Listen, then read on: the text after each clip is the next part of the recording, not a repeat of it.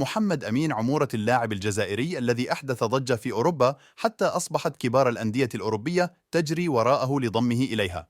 يمتاز هذا محمد أمين عمورة بسرعته الفائقة مما يجعله سلاح فتاكا في الهجمات المعاكسة، وأيضا يمتاز بحسه التهديفي القوي وفطنته في التمركز، مما يجعله لاعبا لا يستهان به ويحسب له ألف حساب، وسيكون مفاجأة كأس إفريقيا القادمة.